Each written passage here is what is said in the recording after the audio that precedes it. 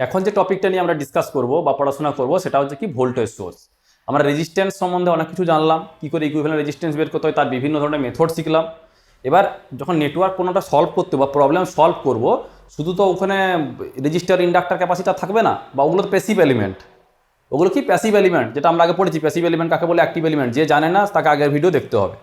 বোঝা গেছে? তার প্যাসিভ এলিমেন্ট দিয়ে তো পুরো সার্কিট হতে পারে না। সার্কিটকে চালাতে গেলে কী করতে হবে? অ্যাক্টিভ এলিমেন্ট দিতে হবে। অ্যাক্টিভ এলিমেন্ট মানে হচ্ছে যেটা হচ্ছে সোর্স, পাওয়ার সোর্স, বা যেখান থেকে এনার্জি আসবে তার মধ্যে একটা সোর্স কি, সেটা হচ্ছে কি ভোল্টেজ সোর্স। যেখান থেকে আমি ভোল্টেজ দিই। ভোল্টেজ সোর্স মানে যে ভোল্টেজের উৎস, যেখান থেকে ভোল্টেজ পাওয়া যায়। তো বাস্তবে ভোল্টেজ সোর্স বলতে কি বুঝি আমরা? সেটা হচ্ছে কি ব্যাটারি। আমাদের কাছে ঘড়িতে কি থাকে? 1.5 ভোল্টের ব্যাটারি থাকে। এছাড়াও বাড়িতে বা গাড়ির মধ্যে কি থাকে? 12 ভোল্টের আমার লেড অ্যাসিডেড ব্যাটারি থাকে। তো ব্যাটারি অনেক ধরনের হয়।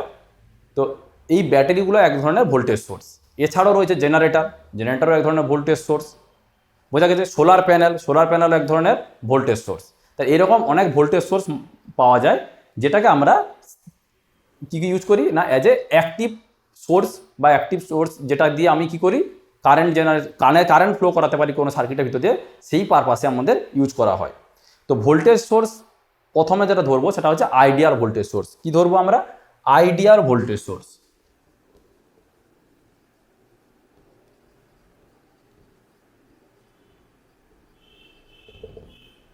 Ideal voltage source. তো আইডিয়াল ভোল্টেজ সোর্স বলতে কি বুঝি? যেটা আইডিয়াল, প্র্যাকটিক্যালি যেটা সম্ভব নয় সেটাই আইডিয়াল। আইডিয়াল ভোল্টেজ সোর্সের ডেফিনেশন হচ্ছে এটা, যে ওর অ্যাক্রসে ভোল্টেজ সবসময় কনস্ট্যান্ট থাকবে। ওর অ্যাক্রসে কী হবে? ভোল্টেজ সবসময় কনস্ট্যান্ট থাকবে। তো আইডিয়াল ভোল্টেজ সোর্সের তাহলে আমি কী হবে, এটাকে আমি লিখতে পারি এরকম: voltage across this is always constant. Voltage across this is always constant. তো এটাকে আমি অ্যাজ এ সিম্বলিটিক্যালি কীভাবে রিপ্রেজেন্ট করব না, এই ব্যাটারি একটা সিম্বল নিলাম আমি এরকম। তাহলে এটা যদি একটা সোর্স হিসাবে কাজ করে, তাহলে এখানে আমি যাই ভোল্টেজ হোক, ভি যদি ভোল্টেজ হয়, এখানে যাই আমি সার্কিট লাগাই, এখানে সবসময় কী পাবো? ভোল্টেজ আমি ভি পাবো। এই ভিটা 10 ভোল্টও হতে পারে, 200 ভোল্ট হতে পারে, এনিথিং হতে পারে। তাহলে এই ধরনের সিম্বল যখন আমি দেখছি, তখন আমাকে বুঝতে হবে কি এটা একটা আইডিয়াল ভোল্টেজ সোর্স। এটা একটা কি আইডিয়াল ভোল্টেজ সোর্স। এবার এটাকে আরও অনেকভাবে রিপ্রেজেন্ট করা যেতে পারে। কীরকম? আর এখানে এই যে ব্যাটারি সিম্বলটা দিলাম, এই যে বড় পার্টটা, এটার মানে কি প্লাস, ছোট পার্টটা মানে হচ্ছে মাইনাস। এই জিনিসটাকে আবার আমি এইভাবেও রিপ্রেজেন্ট করতে পারি, প্লাস মাইনাস, এটা ভি। তাহলে এইভাবেও আমি আইডিয়াল ভোল্টেজ সোর্সকে রিপ্রেজেন্ট করতে পারি।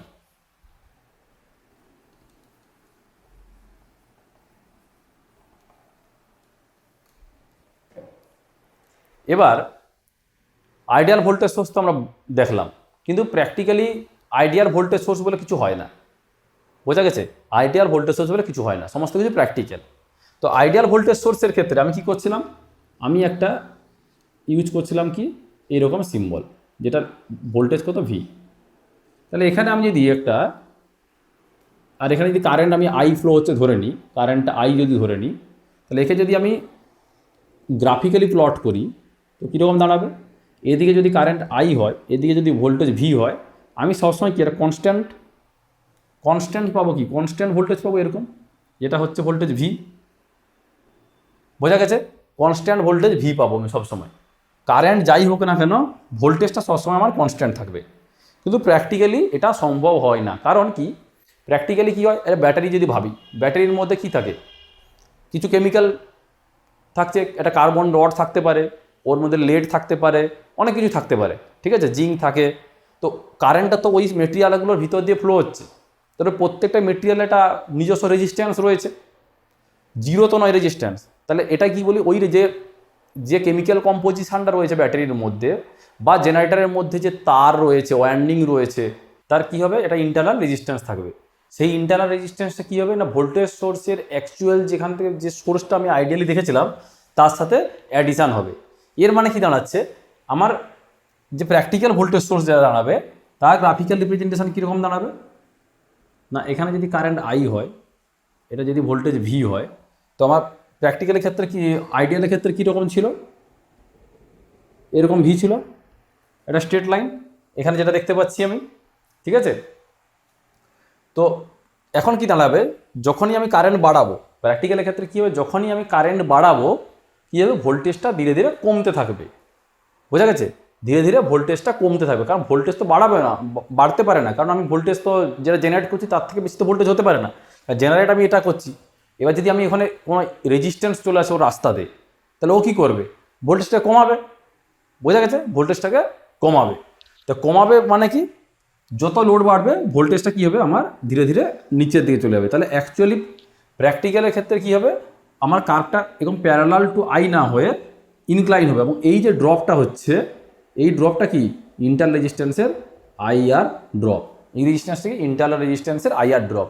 তাহলে এবার হচ্ছে আমি এর রেসপেক্টে কি, আমি যে সিম্বলিক রিপ্রেজেন্টেশনটা কীরকম করতে পারবো না, আমার আগে কি ছিল, এরকম ছিল প্লাস মাইনাস এটা ভি। এবার আমার কি হচ্ছে, এখানে ড্রপ হচ্ছে মানে কারেন্ট, আমার এখান থেকে কী যাচ্ছিলো কারেন্ট আই, তাহলে আই ফ্লো হতে গেলে, ড্রপ করতে গেলে কী করতে হবে, আমাকে সিরিজে একটা রেজিস্ট্যান্স আনতে হবে।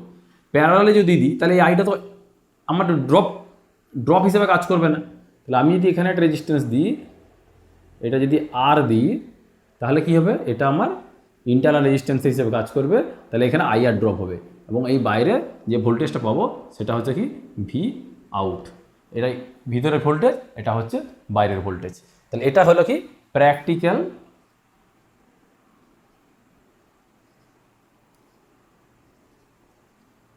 Voltage source. তাহলে এটা হচ্ছে আইডিয়াল ভোল্টেজ সোর্স, আর এটা হচ্ছে কি practical voltage source.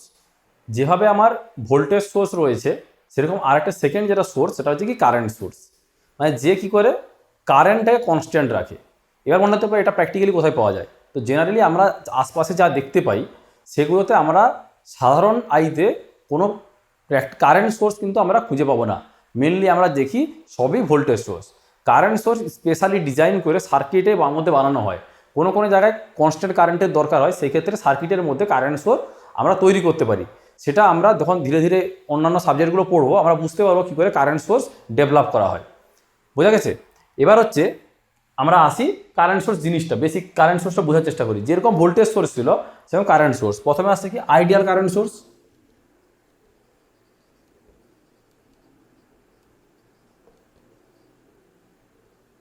Ideal current source মানে কি, এখানে কারেন্টটা হচ্ছে কনস্ট্যান্ট, কারেন্টটা কনস্ট্যান্ট, আমার আউটপুটে যাই লোড লাগাই না কেন কারেন্টটা কী হবে, সবসময় কনস্ট্যান্ট থাকবে।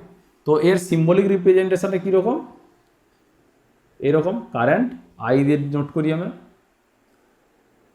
যেভাবে ভোল্টেজের সময় ভি ছিল প্লাস মাইনাস ছিল, এখন কারেন্ট। এখানে কি হচ্ছে, আমাকে ডাইরেকশান দিতে হবে, সেটা উপর দিকে হতে পারে নিচের দিকে হতে পারে। কারেন্ট সোর্স অবশ্যই কী ক্যারি করবে, আমার ডাইরেকশান ক্যারি করবে, অবশ্যই কী ক্যারি করবে, ডাইরেকশান ক্যারি করবে। বোঝা গেল কথাটা কি বলছি। এবার এর যদি আমি গ্রাফিক্যাল প্লট করি, গ্রাফিক্যাল প্লটটা কীরকম হবে, তাহলে এদিকে কি থাকবে ভোল্টেজ, আর এদিকে থাকবে কারেন্ট, ভোল্টেজ কারেন্ট। বা যদি আমি এদিকে ভিআই করি, সেটা অসুবিধার কিছু নেই, আগেরটার সাথে বুঝতে সুবিধা হবে। এটা ভি, এটা হচ্ছে আই। তো আমার কারেন্ট সোর্সে কী হবে, কারেন্টটা কনস্ট্যান্ট থাকবে, কারেন্টটা কনস্ট্যান্ট থাকবে, ভোল্টেজের সাথে কোনো কারেন্টটা চেঞ্জ হবে না। তাহলে কারেন্টটা কীরকম হবে, এটা হচ্ছে আমার কারেন্টটা সবসময় ডাইরেক্ট সেম থাকছে। তো এটা হলো কারেন্ট সোর্স, আইডিয়াল কারেন্ট সোর্সের গ্রাফিক্যাল রিপ্রেজেন্টেশন। এবার সেম জিনিস প্র্যাকটিক্যালে আসি, যেভাবে ভোল্টেজ সোর্সে করেছিলাম, যে আইডিয়াল কারেন্ট সোর্স বলে কিছু হয় না। তো প্র্যাকটিক্যাল কারেন্ট সোর্সের ক্ষেত্রে কী হয় না, কারেন্টটা আমার কনস্ট্যান্ট থাকবে না। ভোল্টেজটা যখন ভোল্টেজ সোর্সে কনস্ট্যান্ট ছিল না, কারেন্ট সোর্সে কারেন্টটা কনস্ট্যান্ট থাকবে না, মানে কি কারেন্টটা কমে যাবে। এখানেও কারেন্ট বাড়তে পারবে না, কারেন্টটা কমে যাবে। তো আমার আগে কী ছিল, এটা ছিল ডট ডট লাইনটা এইটার মতো, এটা কি ছিল আমার আইডিয়াল কারেন্ট সোর্স। তো প্র্যাকটিক্যালি কারেন্টটা কমবে, তাহলে কারেন্টটা কমবে মানে কি, আমার এইরকম ভিতর দিয়ে কমে যাবে, এইটা যেটা হচ্ছে ভি বাই আর। আগেটা ছিল IR, এটা হচ্ছে V/R, কারেন্টটা কমে যাচ্ছে। তো এখান থেকে বোঝা যাচ্ছে কারেন্ট কমছে। তাহলে এর যদি আমি সিম্বলিক রিপ্রেজেন্টেশন করি, কীরকম সিম্বলিক রিপ্রেজেন্টেশন হবে? এটা ছিল আমার কারেন্ট সোর্স, বোঝা গেছে? এর সাথে একটা আমাকে রেজিস্ট্যান্স আনতে হবে। তো আমি যদি রেজিস্ট্যান্সটাকে এখানে সিরিজে দিই, এইভাবে দিই, তাহলে আউটপুট কারেন্ট এটা যদি I আউট হয়, এটা কি আইর সাথে আলাদা হবে? কোনোদিনই হবে না। আমি রেজিস্ট্যান্সের এখানে ভ্যালু যাই করি, কারেন্ট সবসময় I আর I আউট সবসময় ইকুয়াল থাকবে। তাহলে কারেন্ট সোর্সের ক্ষেত্রে আমি রেজিস্ট্যান্সটাকে সিরিজে দেখালে আমার যে মডেলটা বা যে আমি সিম্বলটা বানাতে চাইছি সেটা ভুল হবে। ঠিক আছে? তো কি করতে হবে? কারেন্ট কমাতে গেলে কী করতে হবে? কারেন্ট কমে কিসে? কোন সার্কিটে? সিরিজ সার্কিটে কী হয়? কারেন্ট সেম থেকে ভোল্টেজ ডিভাইড হয়, তার জন্য ভোল্টেজের ক্ষেত্রে কি সিরিজে লাগিয়েছিলাম। প্যারালাল সার্কিটে কী হয়? কারেন্ট আমার ডিভাইড হয়ে যায়, ভোল্টেজটা সেম থাকে। তাহলে আমাকে কি করতে হবে? এই রেজিস্ট্যান্সটাকে এখানে সিরিজে না লাগিয়ে আমাকে কী করতে হবে? প্যারালালে লাগাতে হবে। এটা তাহলে কারেন্ট হচ্ছে I আউট, এটা আউটপুটে ভোল্টেজ হচ্ছে আমার V, রেজিস্ট্যান্সটা আসবে আমার কি প্যারালালে, এখানে রেজিস্ট্যান্সটা আসবে প্যারালালে। বোঝা গেছে কি বললাম? তাহলে এটা হচ্ছে প্র্যাকটিক্যাল কারেন্ট সোর্স। এটা হচ্ছে প্র্যাকটিক্যাল কারেন্ট সোর্স। এবার হচ্ছে আমার এই যে দু ধরনের সোর্স আমি বানালাম, কারেন্ট সোর্স আর ভোল্টেজ সোর্স, এগুলোর অ্যাপ্লিকেশান কোথায়? না, যখন সার্কিটের মধ্যে কোনো কিছু সলভ করব তখন আমাকে দেখে বুঝে যেতে হবে এটা কি দেওয়া আছে, কারেন্ট সোর্স আছে না ভোল্টেজ সোর্স আছে, প্র্যাকটিক্যাল না আইডিয়াল। তার বেসিসে আমরা যা বুঝতে পারবো যে এর অ্যাপ্রোচটা বা সলভটা কীভাবে আমরা করব। বোঝা গেছে? এবার এছাড়াও সার্কিট প্রবলেম সলিউশনের জন্য আমরা কি করি, যে একটা সার্কিটের মধ্যে যে কোনো জায়গায় একটা কারেন্ট সোর্সকে আমরা ভোল্টেজ সোর্স বা ভোল্টেজ সোর্সকে কারেন্ট সোর্সে কনভার্ট করে নিতে পারি। এতে অনেক ক্ষেত্রে দেখা যায় অনেক সার্কিট অনেক ইজিলি সলভ হয়ে যায়। তো এবার আমাদের যেটা দেখবো নেক্সট, সেটা হচ্ছে কি সোর্স ট্রান্সফরমেশন, মানে কারেন্ট সোর্সকে ভোল্টেজ সোর্স বা ভোল্টেজ সোর্সে কী করে কারেন্ট সোর্সে আমরা কনভার্ট করতে পারি। তো সোর্স ট্রান্সফরমেশন যাওয়ার আগে একটা জিনিস আমি বলতে ভুলে গেলাম, সেটা বলে দিই। সেটা হচ্ছে কি, পরীক্ষাতে খুব ফ্রিকোয়েন্টলি এই কোশ্চেনটা করে, সেটা হচ্ছে আইডিয়াল ভোল্টেজ সোর্স বা কারেন্ট সোর্সের ইন্টারনাল রেজিস্ট্যান্স কত হয়। তাহলে সেটা যদি আমি আঁকতে চাই তাহলে কী বুঝবো? আমার একটা প্র্যাকটিক্যাল ভোল্টেজ সোর্স যদি এটা হয় প্লাস মাইনাস, এটা যদি V হয়, এটা হচ্ছে R। আর আইডিয়াল ভোল্টেজ সোর্স কোনটা? এখানে আর এটা। তাহলে এই দুটোর মধ্যে ডিফারেন্স কোথায়? না, এই রেজিস্ট্যান্সটা এইখানে নেই। তাহলে আমি এখানে বলতে পারি এই জায়গাটা যে রেজিস্ট্যান্সটা আমার নেই, তাহলে সেটা কত রেজিস্ট্যান্স আছে? অবভিয়াসলি এখানে কত? R = 0, 0 রেজিস্ট্যান্স, শর্ট সার্কিট হয়ে রয়েছে। তাহলে এখানে লিখতে পারি in a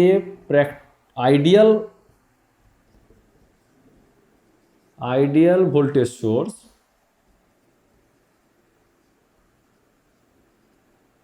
internal resistance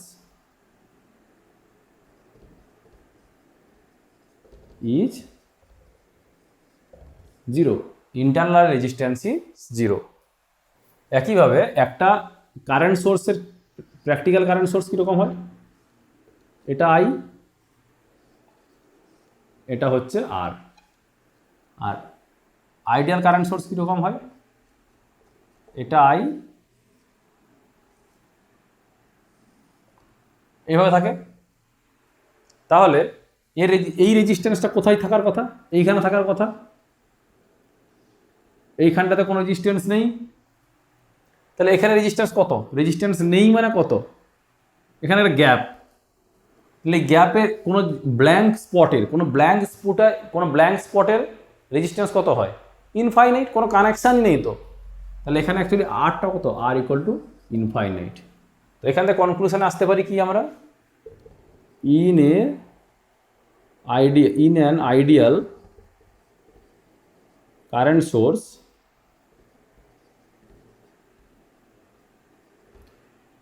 internal resistance or impedance, impedance কি জিনিস পরে দেখবো, ইজ ইনফাইনাইট। তো আইডিয়াল কারেন্ট সোর্সের ইন্টারনাল ইম্পিডেন্স বা ইন্টারনাল রেজিস্ট্যান্স কত হয়, ইনফাইনাইট হয়। মনে থাকবে, এটা খুব ফ্রিকুয়েন্টলি বিভিন্ন এক্সামে জিজ্ঞাসা করা হয়।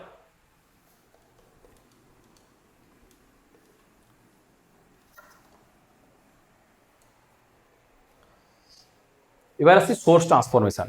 তো সোর্স ট্রান্সফরমেশনের জন্য আমাকে নিতে হবে একটা প্র্যাকটিক্যাল ভোল্টেজ সোর্স নিতে হবে। সোর্স ট্রান্সফরমেশনের জন্য কিন্তু প্র্যাকটিক্যাল ভোল্টেজ সোর্স নিতে হবে।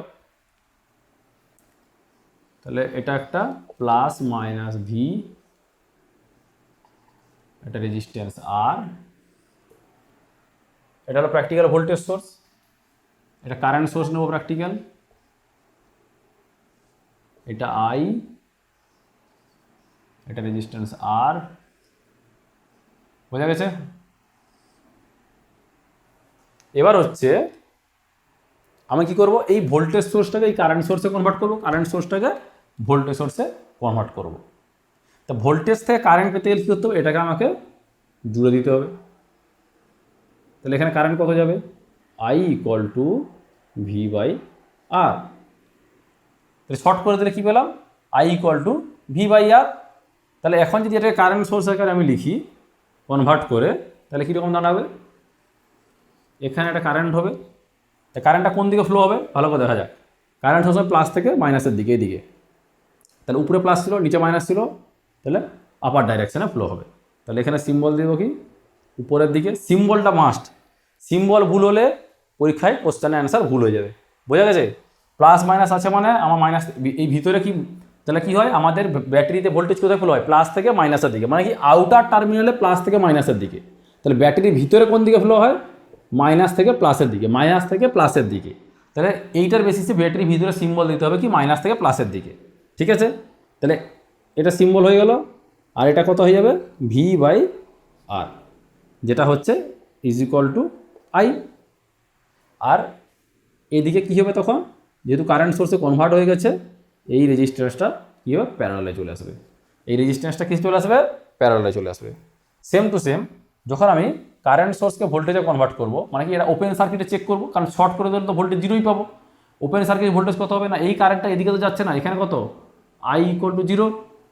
তাহলে এই কারেন্টটা কোথায় ফ্লো হচ্ছে, এইখানে এখন আপাতত আই ফ্লো হয়ে যাচ্ছে। তাহলে এখানে voltage V equal to I R পাবো, V equal to I R. এখানে যদি ভোল্টেজ মাপি কত পাবো, V equal to I R. তাহলে এটাকে আমি ভোল্টেজ সোর্স আকারে রিপ্রেজেন্ট করতে পারি। প্লাস মাইনাস, কেন প্লাস মাইনাস দিলাম, কারণ কারেন্টের ডাইরেকশনটা উপর দিকে দেওয়া আছে। উপর দিকে মানে কি, এখান দিয়ে বেরোবে, এদিকে যাবে। তাহলে ব্যাটারির উপরে প্লাস, নিচে মাইনাস, উপরে প্লাস, নিচে মাইনাস। এটা কত হচ্ছে, ভি ইকুয়াল টু আই আর। আর এই রেজিস্ট্যান্সটা যেটা প্যারালালে ছিল, সেটা কোথায় চলে আসবে, সিরিজে। সেটা কোথায় চলে আসবে, সিরিজে। তো আমরা একটা প্রবলেম নিয়েছি, যেটা আমরা কি সোর্স ট্রান্সফরমেশন দিয়ে সলভ করবো। এদিকে একটা কি আছে, 10 অ্যাম্পিয়ারের কারেন্ট সোর্স রয়েছে, এটা প্র্যাকটিক্যাল কারেন্ট সোর্স একটা। এখানে কি রয়েছে, 30 ভোল্টের একটা ভোল্টেজ সোর্স দেখতে পাচ্ছি। আর কি বলেছে, find the current through 8 ohm register. তাহলে এখানে একটা 8 ওহম রেজিস্টার আছে, যার ভিতর দিয়ে কারেন্টটা ফ্লো হচ্ছে কোন দিকে এবং কত অ্যাম্পিয়ার ফ্লো হচ্ছে, এটা আমরা বের করব। তো এখানে পরিষ্কার দেখা যাচ্ছে এটা একটা কি ভোল্টেজ সোর্স, এটা একটা কারেন্ট সোর্স।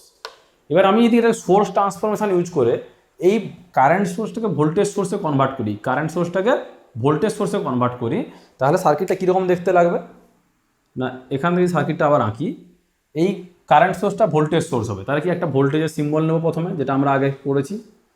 এবার এটা ভোল্টেজ, প্লাস মাইনাসটা কোন দিকে নেব না, কারেন্টের ডাইরেকশনটাকে দেখবো, উপর থেকে নিচ দিকে যাচ্ছে, উপর থেকে নিচ দিকে যাচ্ছে, মানে কারেন্টটা এই দিক দিয়ে বেরিয়ে এভাবে ঘুরছে বা এইদিকে যাচ্ছে। তাহলে এখানে প্লাস, এখানে প্লাস, আর এখানে মাইনাস আছে, পরিষ্কার বোঝা যাচ্ছে, কারণ এখান থেকে বেরোবে তো, প্লাস থেকেই বেরোবে তো। তাহলে কী হবে, এদিকে প্লাস হবে, এটা মাইনাস হবে। এবার ভোল্টেজের ভ্যালুটা কত হবে, আই ইন্টু আর। তাহলে আই কত, 10, আর কত, 2। তাহলে 2 into 10, that is equal to 20 volt. এবার এই রেজিস্ট্যান্সটা কী করব, সিরিজে নিয়ে আসবো। রেজিস্ট্যান্সটা কী করব, সিরিজে নিয়ে আসবো। সেটা হচ্ছে কত, 2 ওহম। রেজিস্ট্যান্সটা সিরিজে চলে এলো 2 ওহম। বোঝা গেছে কীভাবে করছি জিনিসটা? তাহলে এই কারেন্ট, এই যে এই পোর্শনে কারেন্ট সোর্সটা, এটা ভোল্টেজ সোর্সে কনভার্ট হয়ে গেলো। এবার বাকি ভোল্টেজ সোর্সটাকে এর সাথে আমি কী করবো, কানেক্ট করে দেবো। এটা ছিল কত, 8 ওহম, এখানে এলো এটা প্লাস, এটা মাইনাস, এটা হচ্ছে 30 ভোল্ট। তাহলে এখানে এই যে রেজিস্ট্যান্সটা রয়েছে 2 আর 8 যোগ করলে কত, 10 ওহম। তাহলে এখানে কারেন্ট বের করবো। তা কারেন্টে কী হচ্ছে এখানে, এখানে তো -20, এখানে হচ্ছে -20, এখানে কত, +30। তাহলে এই দুটো বিয়োগ করলে কত হবে, 30 মাইনাস ও -20। তাহলে এখানে এই এর অ্যাক্রসে, এখান থেকে এইটার ভোল্টেজ কত পাবো এখানে এই অ্যাক্রসে, না 30 মাইনাস ও -20, যেটা হচ্ছে কত 50 ভোল্ট। তাহলে এর অ্যাক্রসে ভোল্টেজ 50 ভোল্ট, কোন দিকে, না এদিকে প্লাস এদিকে মাইনাস। বোঝা গেছে? তাহলে কারেন্ট কোন দিকে ফ্লো হবে, প্লাস থেকে মাইনাসের দিকে, প্লাস থেকে মাইনাসের দিকে। তাহলে এখানে হবে কারেন্ট আই। তাহলে এই আইয়ের ভ্যালুটা কত দাঁড়াবে আমার, I equal two 50 Ohm's law অনুযায়ী 50 বাই টোটাল রেজিস্ট্যান্স 2 + 8, যেটা হচ্ছে 50 by 10 equal to 5 amps, 5 ampere. বোঝা গেছে? তাহলে এইভাবে আমরা সোর্স ট্রান্সফরমেশন ইউজ করে প্রবলেম সলভ করতে পারি। ওকে।